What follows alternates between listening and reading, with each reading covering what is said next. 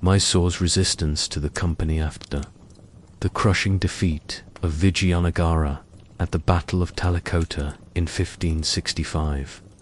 The once mighty empire fragmented into numerous smaller kingdoms. From its ruins, a new Hindu power arose in 1612, the Wodeyars of Mysore. For over a century, they ruled as a modest principality. But by the mid-18th century, Mysore would rise to become one of the fiercest opponents of British expansion in India, under the formidable leadership of Haidar Ali and his son, Tipu Sultan. In the early 1700s, Mysore's court was dominated by two brothers, Nanyaraj and Devaraj, who reduced the king, Chika Krishnaraja, Wodeyar II, to a puppet. It was during this time that a young Haidar Ali, born in 1721 to a modest family, began his military journey as a horseman in the Mysore army. Though uneducated, Haidar possessed a sharp mind and an indomitable spirit. Mysore was weakened by constant Maratha and Nizam incursions, but Haidar saw opportunity amidst the chaos. By 1761, he had risen through the ranks and seized control, becoming the de facto ruler of Mysore. Haidar modernized his army with French assistance, established an arms factory at Dindigul, and introduced Western-style training. His diplomatic and military brilliance soon helped him secure territories like Sira, Bednar, and Hoskot, while also subduing rebellious local chieftains. But his biggest challenge came in the form of the British East India Company, First Anglo-Mysore War, 1767–69. Confident after their success in Bengal, the British allied with the Marathas and the Nizam to confront Haidar, bribing the Marathas into neutrality and turning the Nizam into an ally.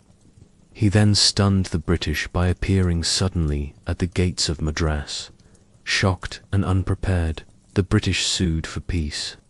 The humiliating Treaty of Madras in 1769 forced them to promise military aid to Haidar in future conflicts. Second Anglo-Mysore War, 1780–84, the British broke their promise. When Haidar was attacked by the Marathas in 1771, they refused to help. Adding insult to injury, they tried to seize Mahé, a French-controlled port under Haidar's protection. Enraged, Haidar allied with the Marathas and Nizam once again and launched a powerful assault on British territories. Though initially victorious, defeating Colonel Bailey and taking Artsort, Haidar's campaign lost momentum. He died in 1782, and his son, Tipu Sultan, continued the fight until both sides agreed to peace. The Treaty of Mangalore restored the status quo, with neither side gaining territory. Third Anglo-Mysore War. Tipu Sultan's clash with the state of Travancore, a British ally, triggered the next war. Despite early victories, Tipu was eventually surrounded. The British under Lord Cornwallis, with Maratha and Nizam support, marched overwhelming odds.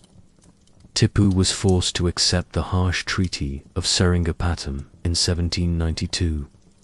He ceded half his territory and had to pay a massive war indemnity, offering two of his sons as hostages to guarantee payment. War 1799, Tipu bided his time, fulfilling treaty terms and rebuilding his forces. But British suspicions of his French connections and expansionist ambitions never ceased. In 1799, under Lord Wellesley's aggressive policy, war broke out once more. The final battle was swift and decisive. British forces stormed. Tipu Sultan fought valiantly till his last breath, dying as a soldier and patriot on the battlefield. His death marked the end of Mysore's independence. The British restored the Wodeyars to the throne under the subsidiary alliance system. Mysore was now a princely state under British control, though its legacy of resistance lived on.